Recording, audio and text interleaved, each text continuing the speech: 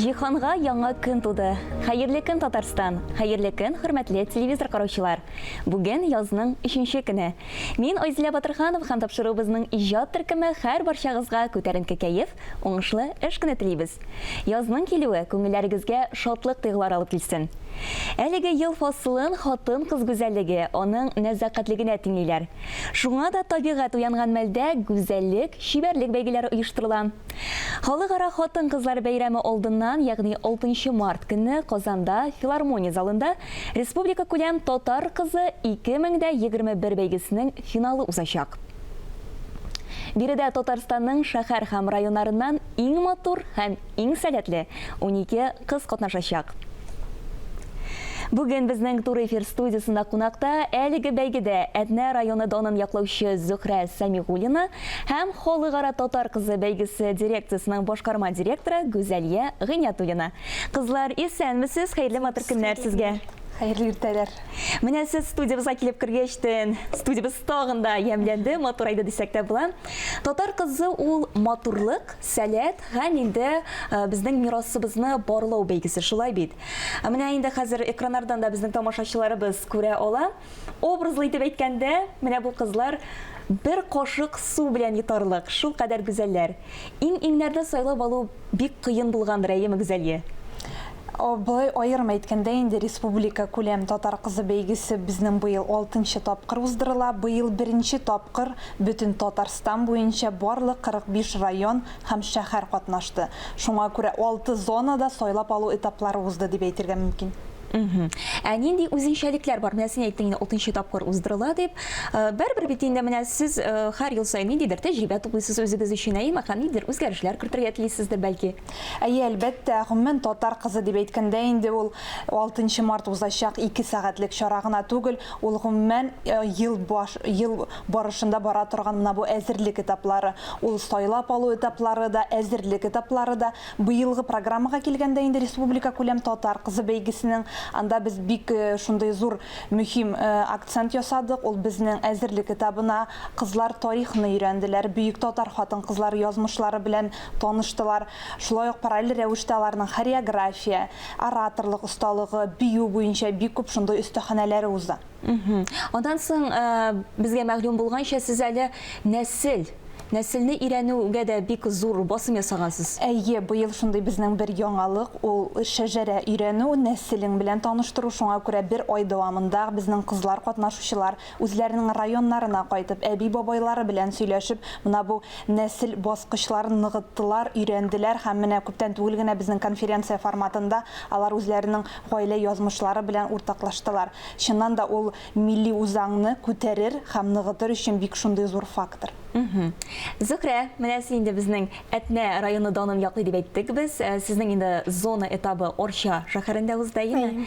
Менә ничә кыз арасыннан жюри әгъзалары нәкъ менә сине сайлап алганнар. Ничек уйлыйсың, нәрсәгә игътибар иттеләр икән алар?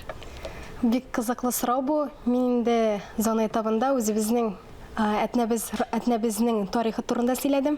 Һәм инде әлбәттә минем иң яраткан һөнәрләремнең берсе биедем татар халык биюен. Мин инде шушы чыгышым белән бәяләүчеләргә ошаган дип уйлыйм инде шушы чыгышымны. Шулай дип әйтә алам. Ничә кыз катнаштыгыз? Без Орча зонасында 12 кыз катнаштык. Үзең белән дә якыннанрак танышып киттек әле. Үзең син менә кайларда эшлисең, укыйсыңмы дигәндәй. Мин үзем Әтнә районыннан, Әтнәдә яшим. Инде белемем буенча мин Идел буе дәүләт физик тәрбия, спорт һәм туризм академиясендә укыдым. Инде спорт буенча китмәдем, инде үземнең туган ягыма әйләнеп кайттым. Һәм инде әлеге көндә мин әниемнең эшен дәвам итеп, балалар белән балалар эше буенча директор урынбасары булып эшлим. Менә нинди мактаулы хезмәткә юлыккансың, әйеме? Аллага шөкер. Әйе, шунысына да басым ясап әйтергә кирәк, татар кызы ул гадәти матурлык бәйгесе генә түгел бит, әйеме? Монда инде беренче чиратта сәләт һәм инде бөтен инде шушы тарихны белү һәм барысы да тикшерелә. Менә бик күп төрле кызыклы мастер-класслар үткәрдек дип әйтә башладың син, Гүзәлия. Шуны аңлатыбрак китсәң, нәрсәләр оештырылды? Яхшы. Безнең инде бик шундый программага да акцент ясадык дип әйтеп уздым. Ул безнең бу тарихи интенсив узды. Татар тарихының башлангыч чорыннан хәзерге вакытка кадәр. Шулай ук кызлар безнең бик билгеле бөек татар хатын-кызлар язмышлары буенча лекциялар тыңладылар безнең Татарстанның билгеле тарихчыларыннан. Ул мәсәлән Мөхлисә Бубый, Фатиха Аитова, Франциядә, Сорбоннада белем алган Сара Шукулова буенча шундый кызыклы лекциялар булды. Шулай ук әйтергә кирәк, татар костюмы хәзерге заман элек ничек булган. Шулай ук параллель рәвештә алар психологлар белән шөгыльләнәләр. Һәм әлбәттә инде безнең Татарстанда хәзерге вакытта билгеле ханымнар белән дә очрашулар булды. Менә элек безнең заманда нинди булган һәм хәзердә алар өчен шундый мотивация буларак инде бик шундый кызыклы очрашулар булды. Анасы металлар аш-су серләренә дә төшенделәр, әйеме? Калфакларда чиктеләр дип беләбез без, әйеме? Әлбәттә, безне татар кызы дип әйткәч, инде ул замана белән бергә атлаучы кыз һәм әлбәттә параллель рәвештә ул безнең милли гореф-гадәтләребезне белгән һәм өйрәнүче кыз. Шуңа күрә без эш-пешмаклар да бергәләп пешердек. Гомумән инде калфак чигү ысулларына да өйрәндек, төшендек. Шуңа күрә татар кызы ул бар яктан да булган кыз булырга тиеш һәм әлбәттә менә бу 12 кыз, алар һәрберсе нинди дә булса һөнәр ияләре, безнең максат ул кызларның потенциалын тагын да күбрәк ачу һәм аларны шәхес буларак күрсәтү. Яшь чикләвенә килгәндә, ничә яшьтән алып, ничә яшькә кадәр кызлар катнаша алды? Безнең инде үзебезнең положение бар бәйгенең, гомумән катнаша алалар 18 яшьтән 27 яшькә кадәр, кияүдә булмаган, татар телен камил белгән татар кызлары. Бу инде республика күләм буенча әйтәм мин сезгә. Аңлашылды. Әмма син әйтеп киттең, финалда ничектер сез аны шоу форматына кайтарып калдырачаксыз. Нәрсәләр күреп булачак? Әлбәттә, бер ай узып китте һәм безнең тамашачылар, кунаклар 6 март безнең нәтиҗәне күрәчәкләр. Әлбәттә, ул шоу форматында була. Безнең Татарстанның атказанган артистлары белән бер рәттән безнең 12 кызда чыгыш ясаячак. Шуңа күрә без аерым инде һәрбер кызны ачабыз, номерлар аша. Бию дә монда күрсәтелә, тел осталыгы буенча, тарих белү буенча да, интеллектуаль бәйгедә аерым бирелгән. Шулай ук әлбәттә безнең милли костюмнар, милли музыка. Шулай ук безнең анда аерым инде кызларга номинациялар биреләчәк. Һәрбер 12 кызга номинация һәм 2 гүзәл кызга исем. Ул безнең җиңүче кыз һәм Казан гүзәле. Һәм менә интеллектуаль бәйге дип әйтеп киттең, сәйме? Интеллектуаль бәйгедә миңа калса бер сорау булачак. Менә шуны сорыйсым килә минем Зөһрәдән. Синең фикереңчә, татар кызы ул нинди булырга тиеш? Татар кызы дигәндә минем күз алдыма бар яктан да килгән, уңган, булган, үз телен камил белгән, һәм инде әлбәттә үз тарихын белгән, үз милләтен белгән, үзендә милли гореф-гадәтләрне саклап калган кыз күз алдыма килә минем. Шулай дип әйтер идем. Әйе, синең әле менә киенү рәвешендә шундый матур, чын татар кызлары кебек, әйеме бит? Әйе. Менә татар кызы республика күләм бәйгесе ул халыкара бәйгенең бер этабы гына. Менә шушы Татарстан данын яклаган кыз, менә Татарстанда җиңү яулаган кыз, ул алга таба халыкара бәйгесенә кайда узачак, шул турыда да аңлатып китсәгезче. Халыкара этапны без планлаштырабыз сентябрь, октябрь айларында. Ул бу ел узачак безнең Үзбәкстанда, Ташкент шәһәрендә. Безнең гомумән бәйгенең шундый традициясе бар инде. Халыкара этапта нинди төбәк җиңә, шул төбәктә без бу бәйгене оештырабыз. Аңарга кадәр инде әлбәттә безнең җиңүче кыз һәм Казан гүзәлен алган кыз, алар халыкара татар кызы бәйгесенең ярым финалында катнашачаклар. Ул август аенда булачак. Үзбәкстанда ялгышмасак, әйме? Ярым финал булачак Казанда. Казанны күрсәтү инде монда төбәкләрдән, чит илләрдән 70 матур кыз киләчәк. Һәм әлбәттә бер атна дәвамында алар белән дә шундый әзерлек этабы барачак һәм аннары 12 кызны сайлап алабыз һәм Үзбәкстанга халыкара татар кызы бәйгесен уздырырга юл тотабыз. Зөһрә, бу чиракта сиңа инде әлбәттә уңышлар телибез, җиңеп кайтырга язсын сиңа. Монда инде Казанда дип әйтергә кирәк. Сезгә дә уңышлар телибез оештыру эшендә һәм инде бик зур рәхмәт бүгенге иртәгезне безнең белән башлаганыгыз өчен. Хөрмәтле тамашачылар, Татар кызы бәйгесенә әзерлек барышын сез Instagram сәхифәсендә бәйгенең рәсми битендә карап бара аласыз. Ә без шушы минутларда йолдызлы Instagram сәхифәсенә тукталабыз.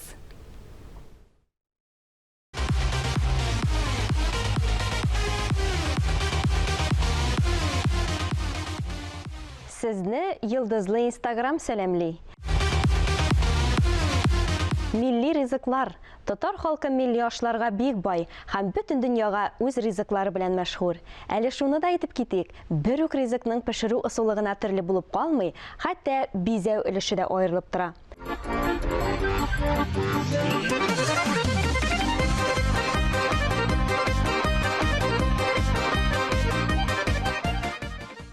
Әлеге гүзәллекне нәни дусларыбыз да үзләштерә.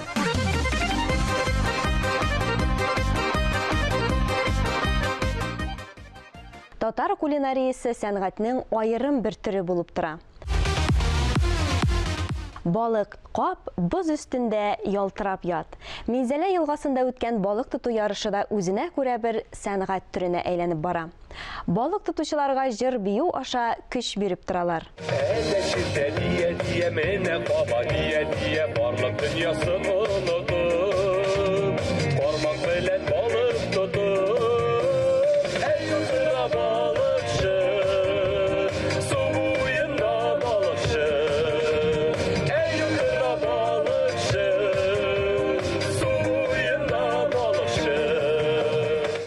Мәгәзеңдә тормыш кармагына алтын балык эләгүен телим.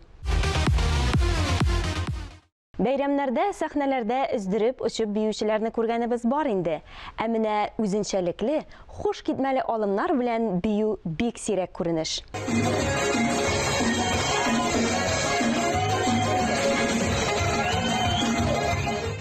Камиллекнең чиге юк, тормышыбызны да бар яктан камилләштереп яшик. Менә шулай бәлеш тә пешердек, алтын балык та тоттык, биеп тә алдык. Киләсе очрашуларга кадәр сезнең белән мин Алия Саубуллаша. Instagram яңалыкларын бергәләп күзәтик. Бүген 3 март бөтен дөнья язучылар көне билгеләп үтелә. Әлеге бәйрәм 1986 елда халыкара пен-клуб, ягъни каләм әһелләренең 48-нче җыены вакытында гамәлгә куела.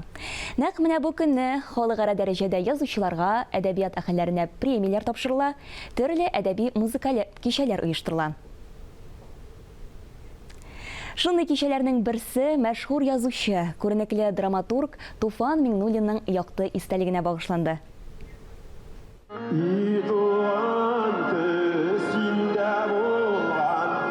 Казан кооператив институтының татар мәдәнияты үзәгендә танылган драматург, прозаик, публицист, җәмәгать эшлеклесе Туфан Миңнуллинны искә алу кичәсе булды.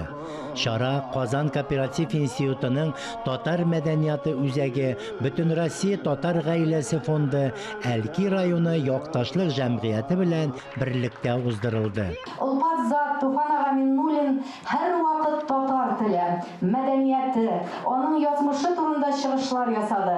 Татар халкын дәүләт дәрәҗәсендә яклаган шәхес иде. Кичә башында иң элек Туфан Миңнуллин турында документаль фильм күрсәтелде.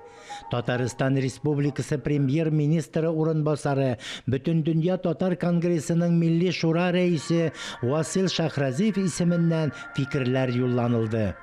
Һәм бик күп шәхесләребезнең Туфан ага Миңнуллинга карата чыгышлары белән бәйләнеп барылды. Бик зур рәхмәтләребезне белдерәбез һәм әлеге китапны менә бу китапханәгә тапшырабыз. Татарстанда туган телләр һәм халыклар дуслыгы елында Туфан Абдуловичның булмавы бик сизелә. Ул милливекне дә саклый, туган телебезне дә саклый. Шул ук вакытта милләтара дуслыкны да ныгыту өлкәсендә бик зур эш эшләде. Театр тарихында иң күренекле драматург исемнәре рәтенә кертәбез Туфан абыйны. Ул мәсәлән Кәрим Тинчурин булса, Нәкис Әнбәт булса, һәм 35-тән артык әсәре куелган Туфан абый Миңнуллин. Бәхәссез зат. Әйтәләр бит, кояшта да гыйбрәтле таплар була. халыкта да мәңге калыр, бәхәссез затлар була. Андыйлар бездә дә бар ул, тарихта кала торган. Әлдермәштән Әлмәндәр карт, Марат Хуҗадан Туфан. Койсын тудыргансың, бу кечкенә мәсьәлә. Алар яши, акылганы белүбезгә нәрсәгә? Койсына ашаган, бәхәс кузгатты юкка. Берсе Миңнуллинга тарткан, берсе Бихтимеровка. Меңләп татар баласыннан актырып, табып, алып, зирәклек, тапкырлык дигән мәгънәви орлык салып, аларны безнең күңелгә алган да шигән халык. Гыйбрәтләр ала торган шул, таңнарга кала торган. Әлдермәштән Әлмәндәр карт, Марат Хуҗадан Туфан. Менә 8 ел үткән, ләкин Туфан һаман да безнең арада кебек. Безнең белән яшисез тыела. Чөнки аның әсәрләре, эшләре һәр вакытта безнең театрда бара. Мин бәхетле дип саныйм үземне. Һәм дә инде нишәдәсең, беребездә мәңгелек түгел, урыны җимакта булсын, халкыбыз исән булганда Туфан абыйны онытмаслар дип уйлыйм. Кичә төрле элемтә чаралары аша Башкортстан, Оренбург һәм башка өлкәләргә дә күрсәтелде. Иң күп китап укучылар хатын-кызлар икән. Дөнья китапларының 68%-ын гүзәл затлар сатып ала. Китап кибетенә кергәч тә алар иң элек китапның тышлыгына зур игътибар бирәләр икән. Шама белән бер 30 секунд карап торганнан соң гына китапны алыргамы, укыргамы дигән сорауга җавап бирәләр икән. Әйдәгез, без дә бу фактның дөрестлеген тикшерик. Китап ачтым сәхифәсендә яңа китап белән танышык.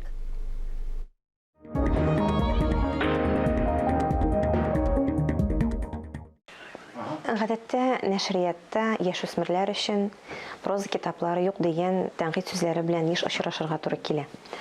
Чынлап та без күбрәк кичкенә балалар өчен, мәктәпкәчә яшьтәге балалар өчен әкиятләр, шигырьләрне күбрәк чыгарабыз. Чынлап та проза китаплары бездә сирәгрәк. Менә бүген мин бик сөенеп тотып торам менә шу ике китапны. Аның берсе Рөстәм Галиуллинның 5 икеле дигән китабы, икенчесе Алина Бикмуллинаның Йолдызлар шулай куша дигән китабы. Моның икесендә дә хикәяләр, юмористик хикәяләр, мәктәп тормышыннан алынган. Рөстәмнең 5 икеле дигән китабында мәктәпкәчә яшьтәге балалар һәм кече яшьтәге мәктәп балалары тормышында алынган булса, Алина Бикмуллинаның Йолдызлар шулай куша дигән китабы монсы инде чынлап яшүсмерләр тормышыннан алып язылган хикәяләр. Икесе дә бик кызык, рәхәтләнеп эченә кереп китеп укырга була.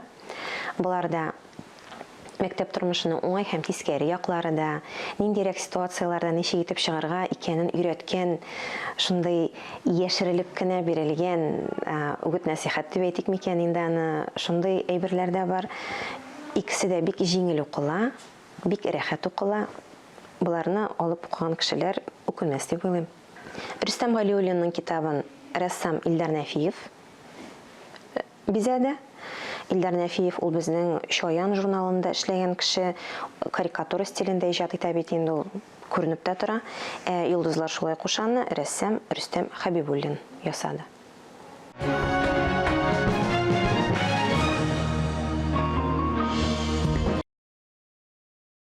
Хәерле көн Татарстан тапшыру алып баручылар белән бергә хатын-кызлар бәйрәме алдыннан тәмле аш-су пешереп, бизән үсерләренә төшенерсез. Кызыклы кунак та була. Карамый калмагыз. Яз һавасы һәр барчабызның күңелләрен сафландырсын дигән теләктә мин Айзилә Батырханова һәм тапшыруыбызның иҗат төркеме сезнең белән саубуллашабыз. Иртәгә кабаттан очрашырбыз.